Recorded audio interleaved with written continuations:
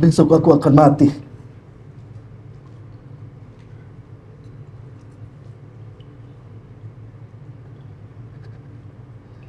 Besok aku akan mati.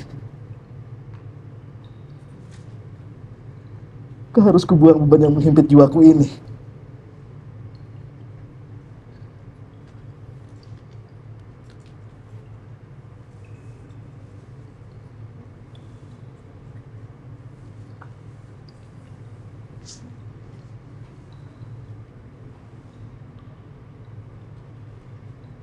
Peristiwa itu sudah mengejutkan hatiku.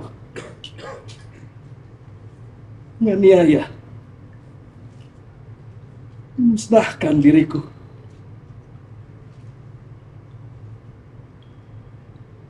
Tapi bagiku hal itu tak ada hasilnya. Kecuali kengerian.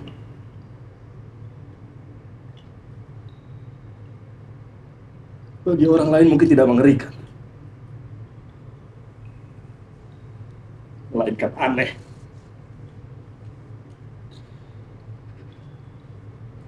Nanti mungkin akan ada orang pandai yang berhasil menafsirkan keanehan ini. Sehingga terdengar biasa saja. Barangkali ia tak akan melihat apapun. Kecuali serangkaian sebab akibat yang sudah lumrah.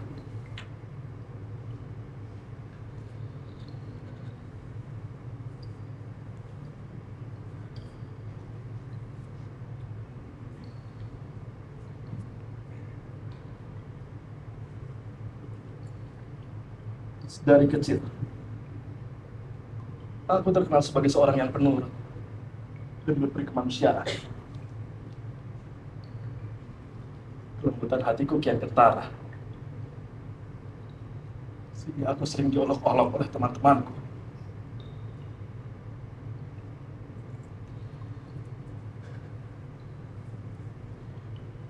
Aku sangatlah menyukai binatang. Orang tuaku memperbolehkanku untuk memelihara berbagai macam binatang di rumah. Dan bersama mereka lah, sebagian besar waktuku dihabiskan.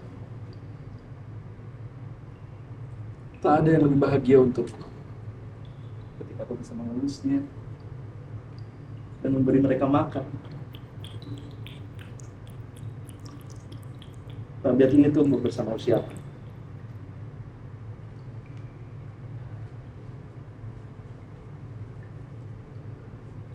Aku kawin muda. Dan beruntung istriku memiliki kesamaan kesenangan. Kami memiliki berbagai macam binatang piaraan.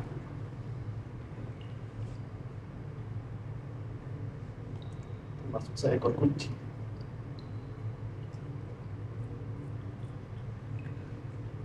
Yang satu ini adalah hewan yang cukup besar. Lagi cantik. Hitam sepenuhnya. Dan kepintarannya mengagumkan. Mengenai kecerdasannya ini, istriku tak luput dari sedikit tahayu. Tentang satu mitos turun-temurun, dia menganggap bahwa kucing hitam adalah juru tenung yang menyamar.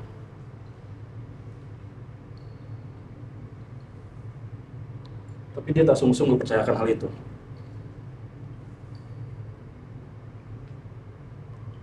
Aku menceritakannya ini sekarang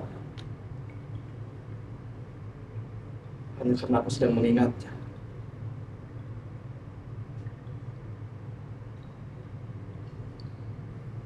Pluto. Demikianlah nama kucing itu. Ia adalah teman bermainku yang paling kusayang. Hanya aku yang memberinya makan. Ikutinya kemanapun aku pergi. Di rumah, di halaman, dan dengan susah payah kularang dia untuk mengikutiku di jalanan. Begitu berlangsung selama bertahun-tahun.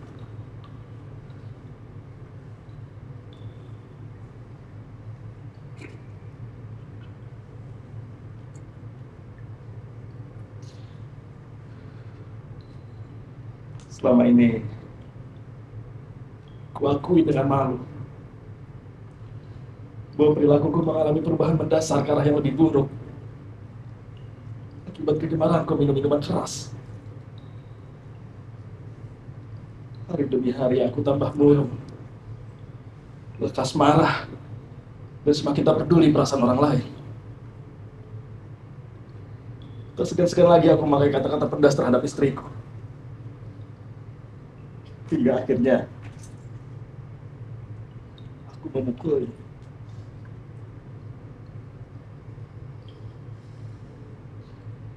Dengan sendirinya biar aku pun ikut menderita karena perilakuku. Aku tak hanya melalaikannya. Hanya Pluto lah yang tak pantas kusakiti. Sementara binatang-binatang yang lain, dengan tak segan-segan lagi aku menganiaya mereka. Bahkan si anjing, yang secara tidak sengaja, atau hanya karena patuh duduk di depan kakiku.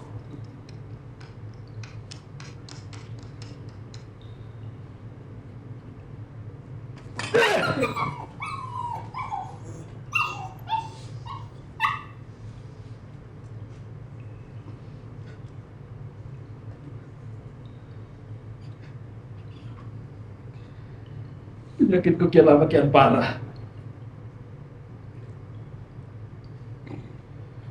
Alangkah jahatnya alkohol. Hingga akhirnya Pluto jadi korban kejahatanku.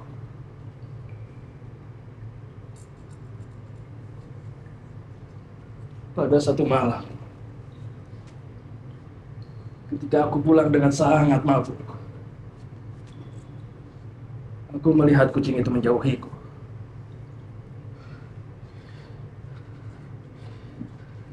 Dan lantas ku tangkap dia.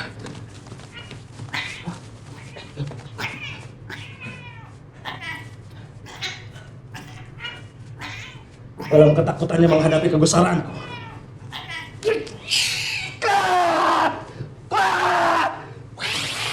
Kucing sialan!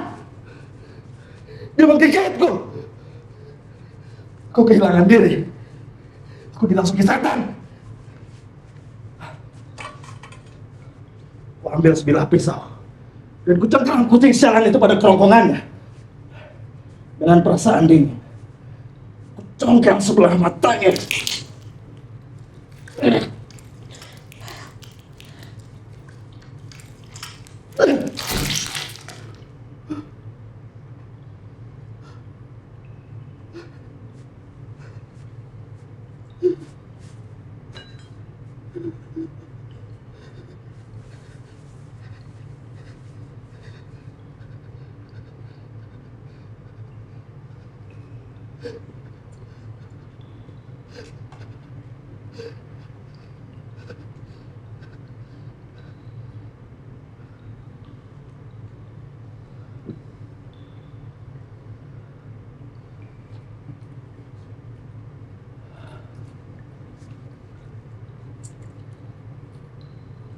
Keesokan harinya, ketika aku siuman dan mulai sadarkan diri, aku merasa setengah ngeri dan menyesal atas perbuatanku.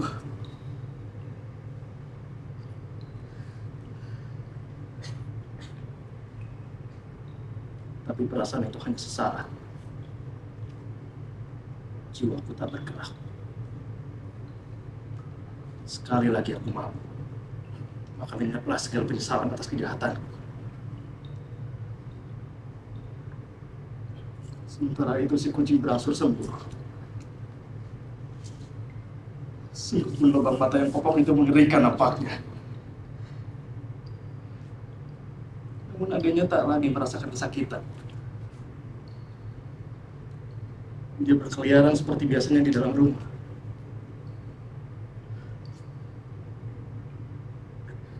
Namun ketika dilihatnya aku, dengan sendirinya ia lari ketakutan. Cara hidupku yang dulu belumlah mati sepenuhnya dalam diriku. Apakah kebencian kucing itu membuatku merasakan kesedihan?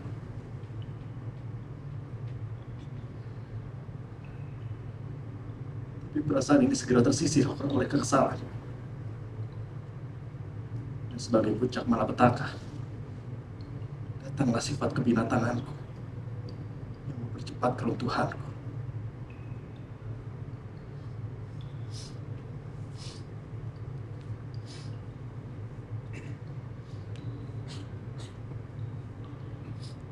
Keragaman jiwa ini tak disebut oleh filsafat. Namun aku yakin benar. Sifat kebinatanganku merupakan salah satu gitar jiwa manusia yang sangat kuat. Salah satu kecenderungan atau rasa asli yang tak dapat disimpulkan. Yang membentuk watak manusia. Siapa mengira bahwa seseorang dapat beratus-ratus kali berbuat jahat atau bodoh dengan tanpa alasan atau kesadaran bahwa hal itu tak boleh dilakukan? Bukankah kita memiliki kecenderungan untuk memperkosa hukum yang tak tertulis? Juga lantaran kita tahu bahwa itu adalah hukum. Sudah kubilang, sifat kebinatanganku mempercepat keruntuhanku. Hasrat jiwa yang tak terajuk untuk menyiksa diri inilah yang memperkosa fitrahnya. Untuk berbuat dosa karena inginkan dosa. Hasrat inilah yang terus mendorongku untuk melanjutkan penyiksaan terhadap hewan tak bersalah itu. Hingga akhirnya membunuhnya.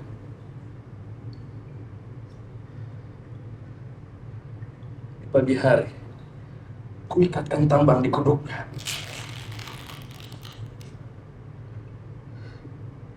Dan kugantung dia di ranting pohon. Kugantung dia karena ku tahu dengan melakukannya aku sedang berbuat kejahatan-kejahatan besar.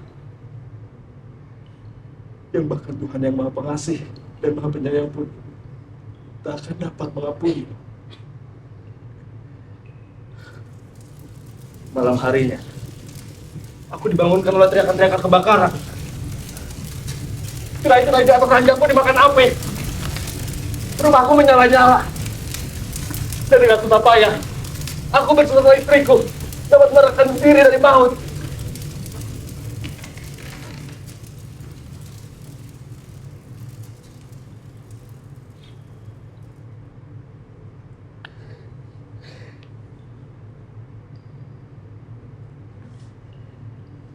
Kerusakannya sungguh sempurna.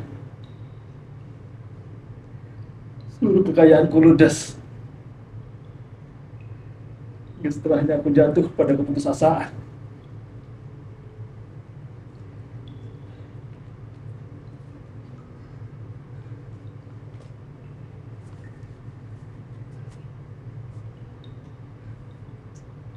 Semua telah runtuh.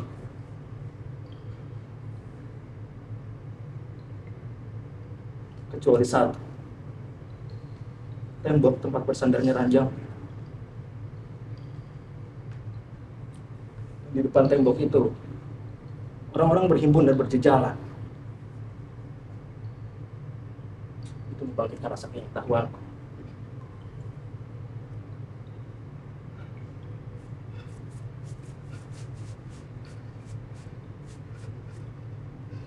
Pada permukaan tembok itu, kulihat bayangan seekor kucing besar di sekitar kuduknya. Terdapat seutas tali.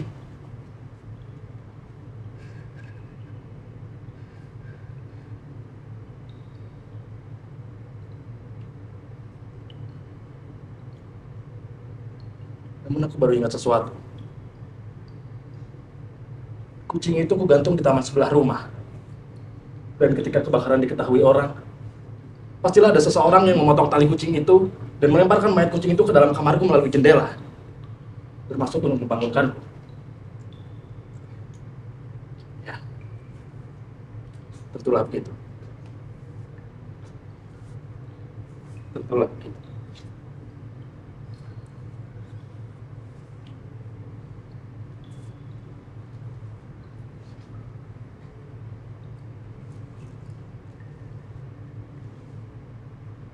Pada satu malam, ketika aku duduk di salah satu pondok dengan kondisi mabuk, aku memperhatikan satu benda hitam di pojok ruangan.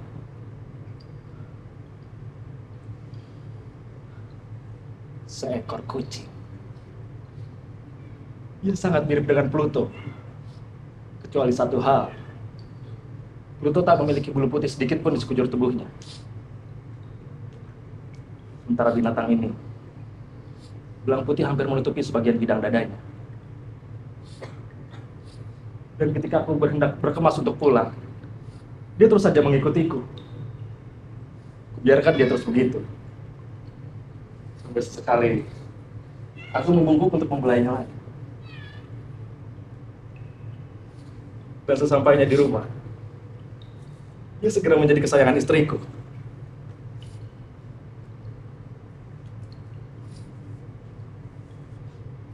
Tapi entah kenapa, kesukaannya yang terus terang terhadap diriku justru membuatku muak. Sedikit demi sedikit perasaanku kian terganggu. Dan kekesalanku memuncak hingga kebencian yang berkobar-kobar.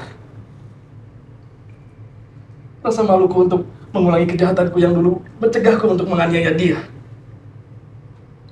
Dan perasaan ngeri ini terus tumbuh dalam diriku.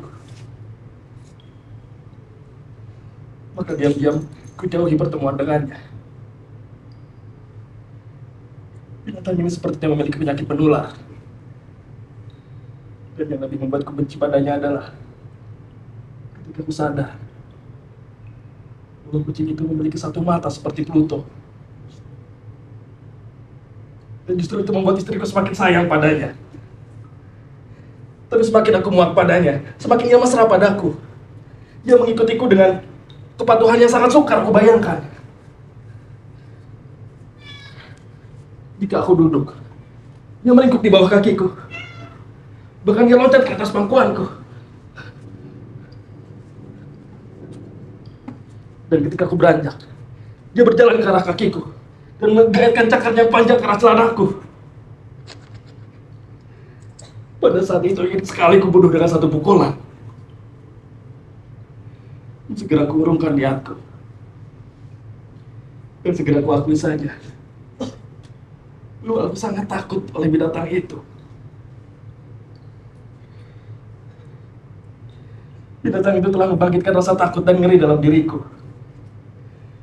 Dan hanya belang putihnya lah yang membedakan antara binatang itu dan binatang yang sudah kubinasakan.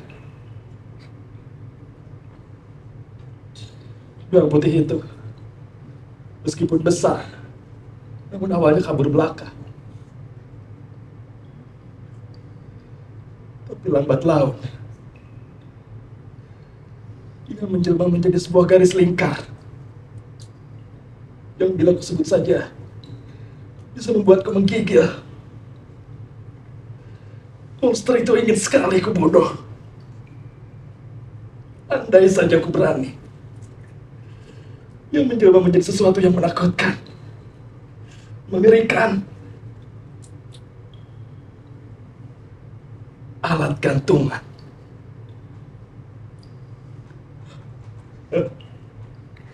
Lambang kengerian maut yang menyedihkan dan melecutkan. Lambang penderitaan dan ajal.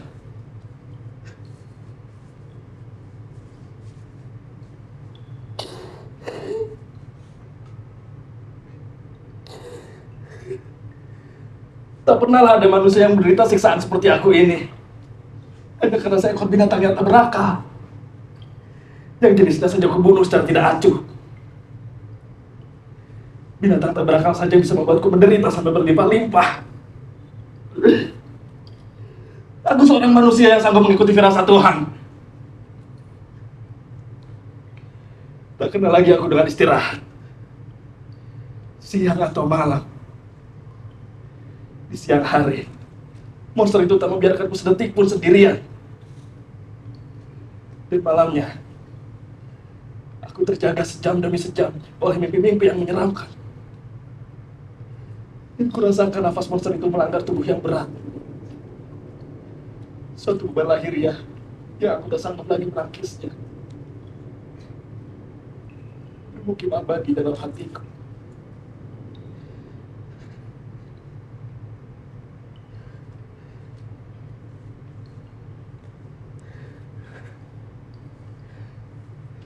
Tersiksa oleh siksaan-siksaan ini, maka lenyaplah sisa-sisa kebaikan dalam diriku. Dan kemarahan yang meluap-luap membuatku melampiaskannya kepada orang terdekat.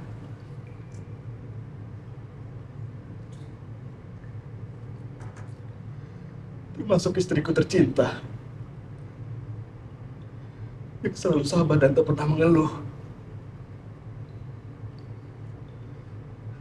Pada satu hari, ketika aku membantunya mengambil perabotan rumah tangga di kolong bawah tanah, kucing itu terus saja menggangguku hingga aku hampir tergelincir. Lupakan ketakutan kanak-kanakku yang selama ini mencegahku. Ku ambil setakai kapak dan kutujukan pukulan kepada kepalanya, yang tentu saja akan mampus jika kena.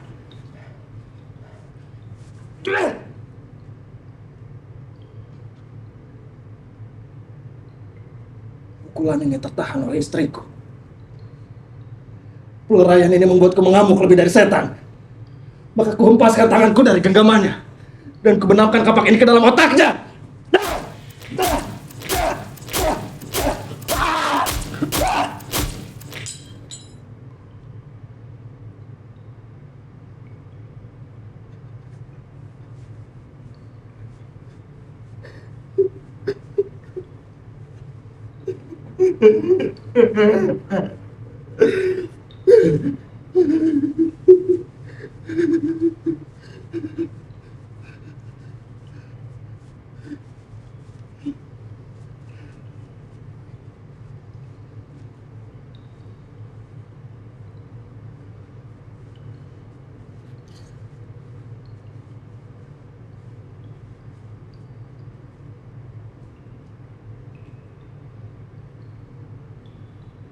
Selesai pembunuhan keji tadi,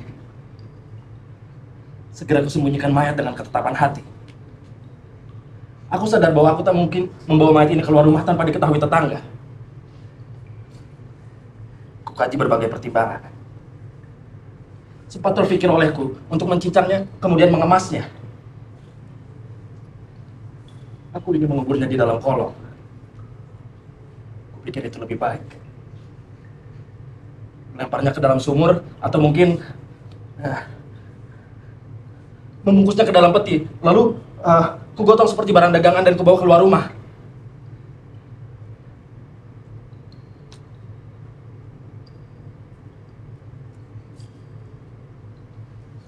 Akhirnya aku menemukan cara yang terbaik.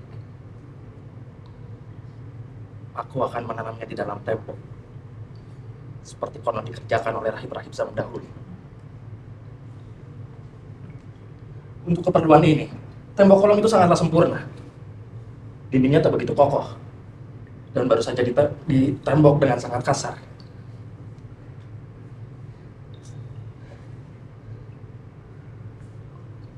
Tak kuragukan lagi bahwa di tempat ini, aku bisa dengan sangat mudah membongkar batu bata itu, kemudian menyembunyikan mayat ini ke dalamnya, lalu kususun kembali dengan sangat rapi, sehingga tak seorang pun akan memperlihatkan sesuatu yang mencurigakan.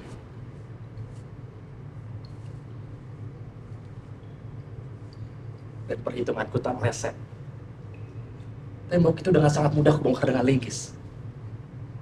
Dan kusembarkan mayat istriku tercinta di dalamnya. Lalu kususun kembali batu bata itu dengan sangat rapi. Setelahnya aku beli semen dan pasir. Lalu kubuat ramuan yang sama dengan yang lama. Aku sangatlah puas dengan hasilnya. Tembok itu sama sekali tak memperlihatkan pembongkarannya.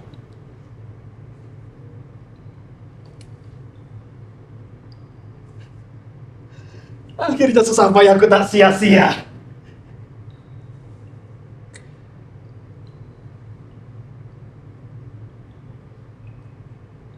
Kemudian ku cari si kucing penyebab bencana ini. Karena pada awalnya niat aku memang untuk membunuh. Namun sepertinya ia masih terhantui oleh keganasanku yang hebat tempo lalu. Sehingga ia tak menampakkan dirinya di situasi seperti ini. Aku masih belum bisa tenang. Jika maksud terkutuk itu masihlah ada.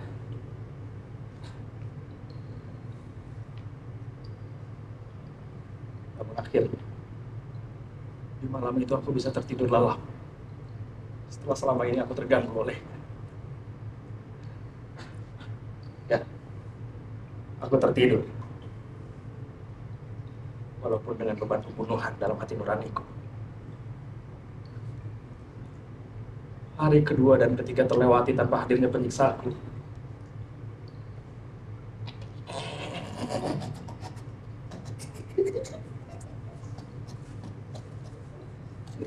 Aku di sini merasa sangat merdeka. Monster itu telah meninggalkan rumahku untuk selama-lamanya. Sungguh sempurna. Sempurnalah bahagiaku. Dan dosaku yang mengerikan itu hanya sedikit menggangguku. Polisi telah mengajukan beberapa pertanyaan yang dengan sangat mudah dapat kujawab. Mereka pun melakukan penggeledahan. Dan tentunya mereka tak menemukan apa-apa.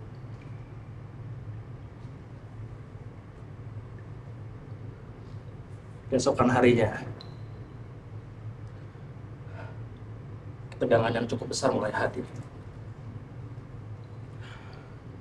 Polisi tiba-tiba datang untuk memulai kembali pengecekan secara ketat di dalam rumahku. Tapi karena aku yakin tempat penyembunyian itu tak dapat ditemukan, hal itu tak mengejutkan hatiku. Agen-agen itu memintaku untuk mengantar mereka. Dan tak ada lubang atau sudut yang tak ditilik mereka. Dan setelah ketiga atau keempat kalinya,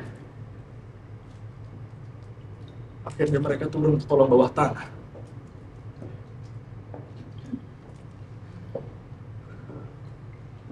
Jantungku berdetak tenang. Aku berjalan menyusuri lorong dari ujung ke ujung. Dan dengan berjalan pelan, aku melihat polisi itu sudah mulai puas dan hendak mau pergi. Kegembiraanku sangatlah hebat. Sehingga aku ingin mengucapkan sepatah kata untuk kemenanganku. Untuk lebih meyakinkan bahwa aku memang tak bersalah. Tuan, saya bisa membersihkan diri dari kecurigaan Tuan. Saya ucapkan terima kasih. Tunggu Tuan, rumah ini adalah rumah yang kokoh sekali pembuatannya. Keinginanku tak tertahankan untuk memberikan kesan pada mereka bahwa aku memang tak gelisah. Itulah sebabnya omonganku tak karuan. Tembok-tembok ini, Tuan sudah mau pergi. Tembok-tembok ini Tuan, tembok-tembok ini tak akan rubuh kalaupun adanya gempa bumi.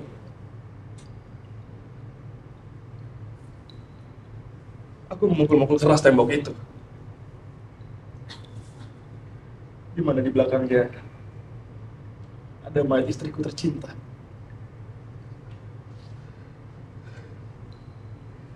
Dan agen-agen itu berdiri di atas tangga.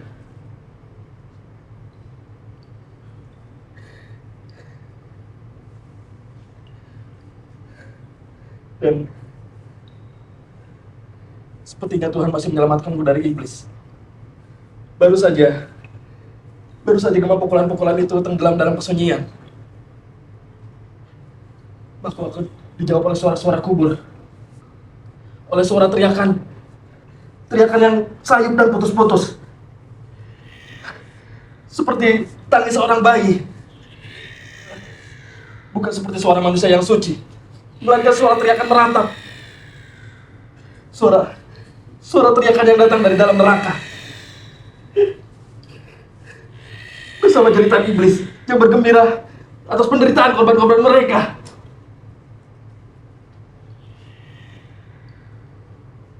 Tak dapat kulukiskan perasaanku pada saat itu.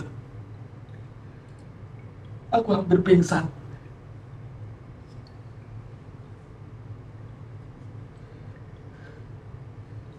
Dan angin-angin itu berdiri tegak dan terkejut oleh suara-suara itu.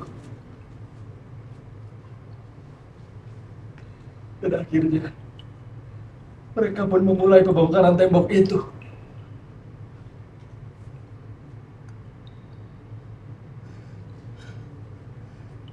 Akhirnya, mayat setengah rusak dengan darah kental itu berdiri tegak di depan mereka.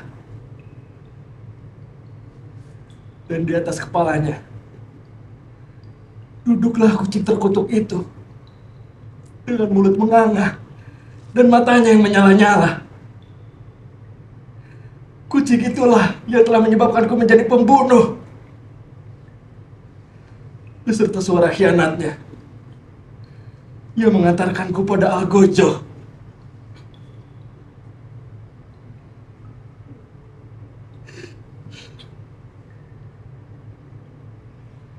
Si monster telah ikut ke tembok